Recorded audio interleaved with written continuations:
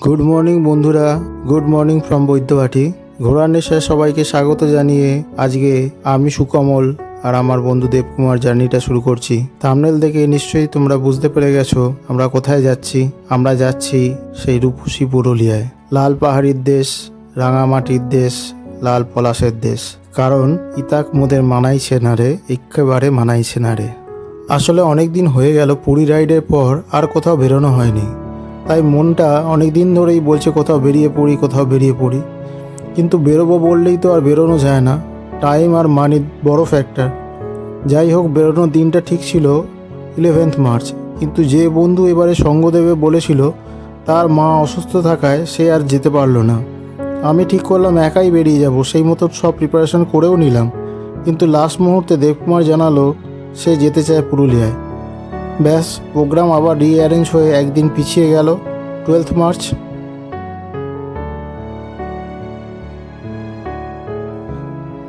সারা বছরই পুরুলিয়ায় যাওয়া যেতে পারে, মার্চ মাসটাই চুজ করার পিছনে কারণ হলো এই সময় বসন্তের আগমনে প্রচুর পলাশ দেখতে পাওয়া যায় ওখানে, আর পলাশের টানেই এই সময়টা ঠিক করা।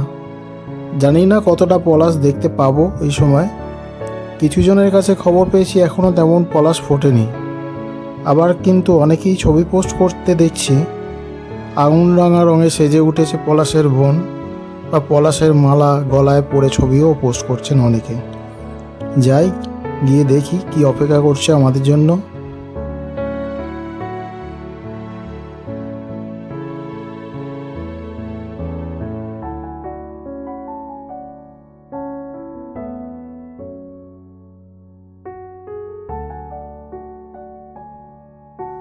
ভোর 4টায় বেরিয়ে পড়লাম, ভেবেছিলাম রাস্তা ফাঁকা পাবো, কিন্তু দেখলাম লরির চাপ ভীষণ। এই ভোরেও তারকেশ্বর রোডে লরির চাপ যথেষ্ট। সিঙ্গুরের পর থেকে একটু রাস্তা ফাঁকা পেলাম, তো কুয়াশার কারণে ভিজিবিলিটি একেবারেই নেই বললেই চলে। ফগ লাইট, হ্যাজার্ড লাইট সব জ্বালিয়ে দিয়েও 10 হাত দূরে কী আছে দেখতে পাওয়া যাচ্ছে না ভালোভাবে। এত কুয়াশা এখন পাবো আশা করিনি। আসলে দুদিকে ফাঁকা মাঠের মাঝ দিয়ে রাস্তা গেছে, কুয়াশাগুলো যেন মেঘের মতন হুট করে ঢুকে পড়ছে। এত কিছুর পর তারকেশ্বর ঢুকতেই 5:30 বেজে গেল। চাঁপাডাঙ্গা পেরিয়ে যখন আরামবাগের দিকে যাচ্ছি তখন ভোরের আলো ফুটে উঠল।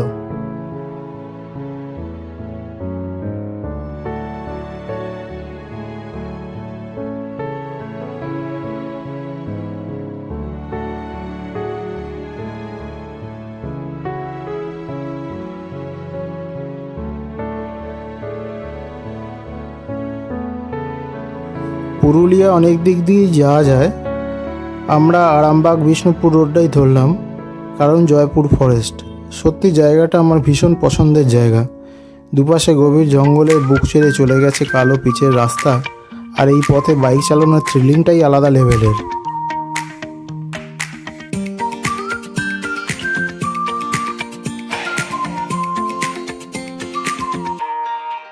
দাঁড়িয়ে পড়লাম, কিছুটা সময় কাটিয়ে কিছু ফটো তুলে আবার এগিয়ে চললাম। এই জঙ্গলে বেশ কয়েকবার এসেছি, তাই আর ভিতরে ঢুকলাম না। এখানে জঙ্গলের ভিতরে বাইক রাইড করতে বেশ ভালো লাগে। এখানে ব্রিটিশ আমলের এয়ারবেসও আছে।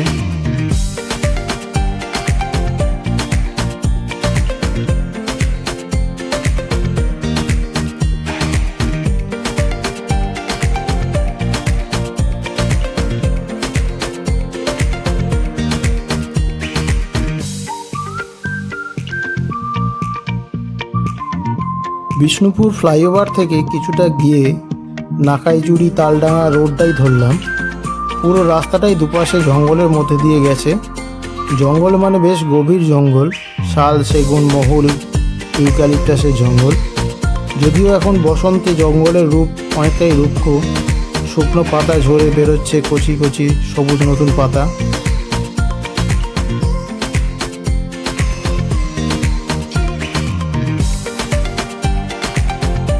এরপর যে রোডগুলো ধরেছিলাম সেটা হচ্ছে হাতিরামপুর মানবাজার রোড।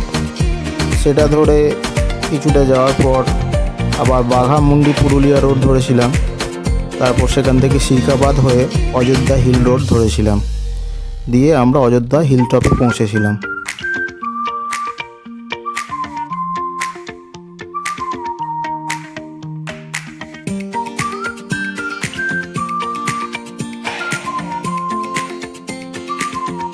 গুগল ম্যাপের দেখানো শর্টকাট রাস্তায় ঢুকে পড়লাম।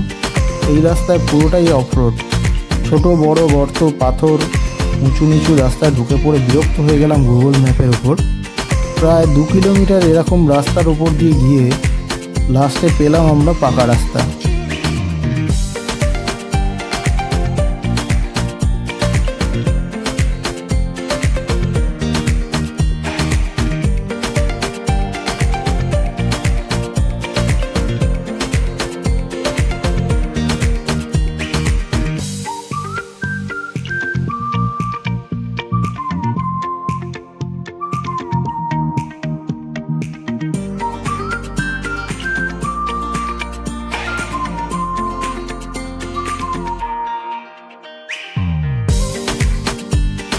এই রাস্তাটা খুবই সুন্দর, দুদিকে ফাঁকা তরঙ্গায়িত ভূমিরূপ আর মাঝখান দিয়ে রাস্তা। এইবার মনে হতে লাগলো কোনো মালভূমিতে প্রবেশ করেছি। রাস্তার দুপাশে রয়েছে অসংখ্য পলাশ গাছ, কিন্তু এদিকে গাছগুলিতে পলাশ তেমন ফোটেনি এখনও। কোনো গাছে অল্প অল্প পলাশ ফুটেছে। কিছুটা হতাশই হলাম। পলাশ দেখবো বলেই লোককে জিজ্ঞাসা করে করে এই রাস্তায় ঢুকেছি, আর এখন পলাশই ফোটেনি। তবে প্রচুর পলাশ গাছ রয়েছে, যাকে বলে পলাশের জঙ্গল। যখন সব ফুটবে এই রাস্তার শোভাটা অন্য রকমের হবে, এই বিষয়ে কোনো সন্দেহ নেই। তবে একেবারেই যে পলাশ দেখিনি তা নয়, কিছু কিছু দেখেছি।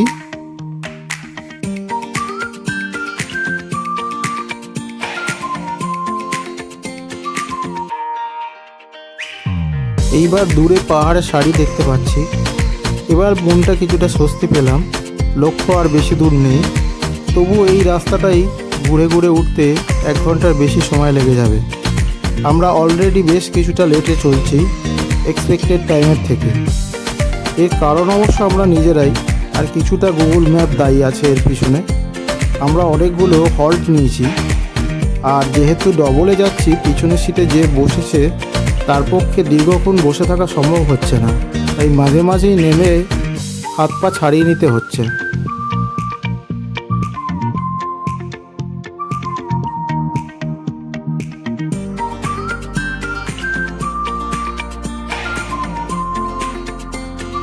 এখন অযোধ্যা হিল রোড ধরে উঠে চলেছি উপরের দিকে। ভালোই বুঝতে পারছি অল্প অল্প করে হাইট গেইন করছি। আমরা যাব অযোধ্যা হিল টপে, ওখানেই গিয়ে কোথাও হোটেল নেব। আগে থেকে হোটেল ঠিক করা নেই, ঠিক করে রাখি না, কারণ কখন প্ল্যান চেঞ্জ হয়ে যাবে তার তো ঠিক নেই। কাজেই গিয়ে হোটেল ঠিক করাটাই শ্রেয় মনে হয়।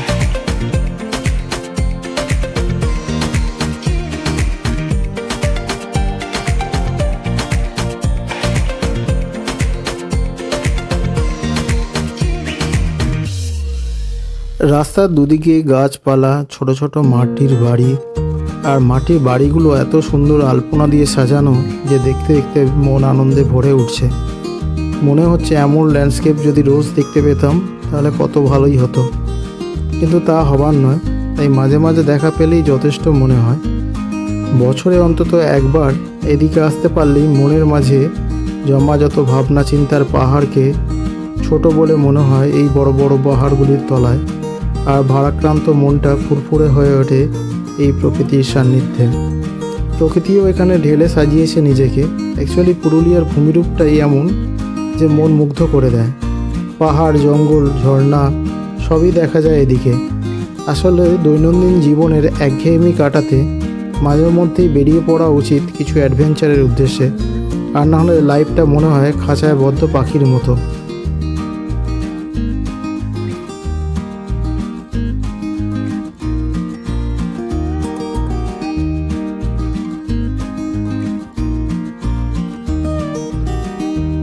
কি কেমন লাগছে জার্নিটা, কমেন্টস করে জানাতে ভুলবেন না।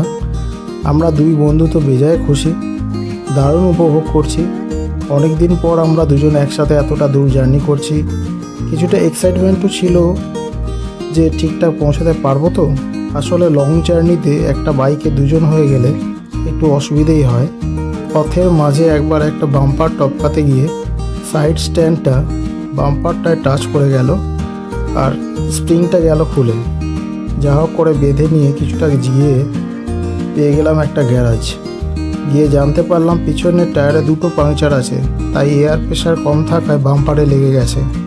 সব কিছু ঠিক করে বেরোতে আধা ঘন্টা লেট হয়ে গেল। যাই হোক, এগুলো কোনো ইস্যু নয়, জাস্ট আপনাদের সঙ্গে শেয়ার করলাম।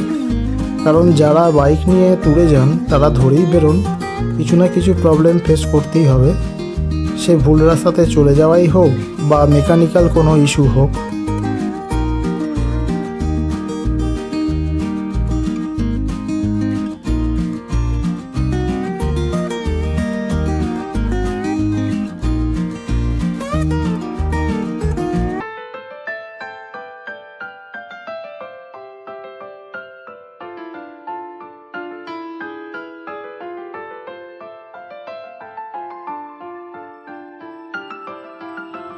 এইবার শুরু হলো পাহাড়ে চড়ার আসল মজা। এই জায়গাটাই হচ্ছে ইউটার্ন পয়েন্ট অযোধ্যা পাহাড়ের। এত শার্প টার্ন নিতে হয় এখানে, যেন এক একটা হেয়ার পিনের মতো বাঁক।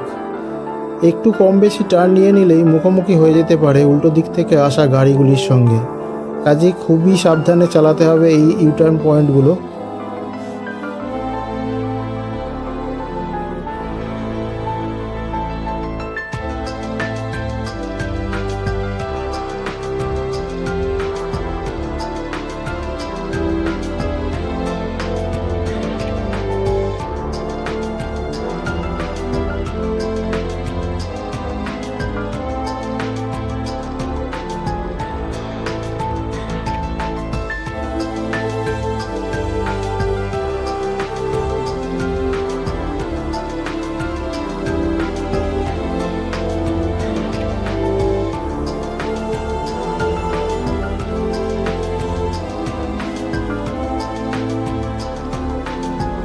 এখানে দাঁড়ালাম কারণ এখান থেকে ইউটার্ন ভিউ পয়েন্টটা দেখা যায় ভালোভাবে।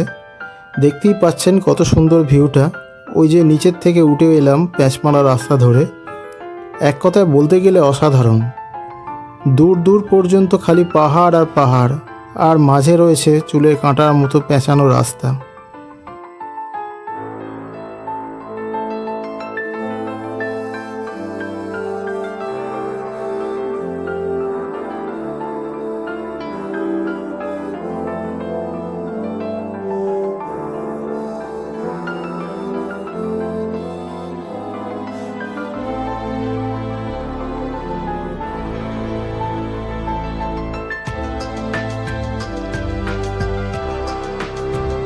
এটা দেখে এগিয়ে চললাম হিলটপের দিকে। রাস্তা আর বেশি বাকি নেই, রাস্তা প্যাঁচ মেরে মেরে উঠে চলেছে উপরের দিকে। যত উপরে উঠছি তত পাহাড় সমতলের মতো দেখাচ্ছে। অযোধ্যা পাহাড়ের উপরটা প্রায় সমতল, দেখে মনে হবে না যে পাহাড়ে রয়েছি। প্রকৃতির ডাকে আবারও পৌঁছে গেলাম পূর্বঘাট পর্বতের আরও একটি অংশে। স্বভাবতই মনে এক নতুন উদ্দীপনা অনুভব করছি। চারিদিকে সবুজ প্রকৃতি, পাহাড়, ঝর্ণা, ড্যাম, সুগভীর জঙ্গল, আর কি চাই। কদিনের ছুটিতে একঘেয়েমি কাটাতে কলকাতার কাছাকাছি রূপসী পুরুলিয়া জুড়ি মেলা ভার। 3 নাইট 4 ডেজে প্ল্যান করেই এসেছি এখানে, কোনো তাড়াহুড়ো নেই। ধীরে সুস্থে ছুটি উপভোগ করব অযোধ্যা ঝালদা সার্কিটের সমস্ত স্পটগুলি। সঙ্গে থাকবে ঘুরে বেড়ানোর সমস্ত রকম ইনফরমেশান।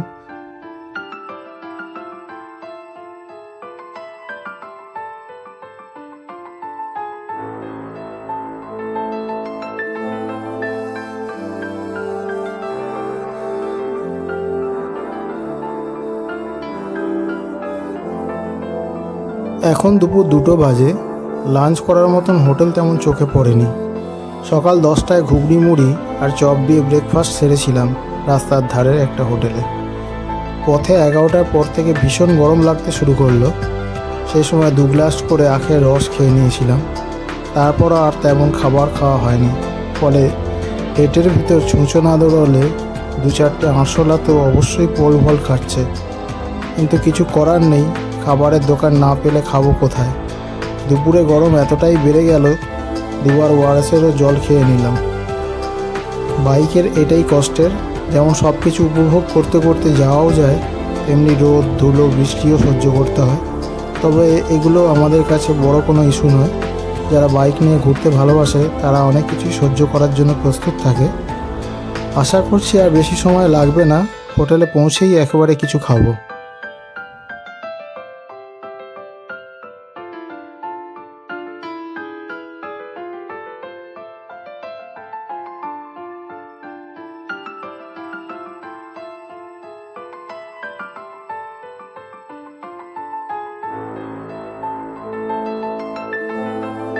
ভিডিওটা আর দীর্ঘায়িত করব না।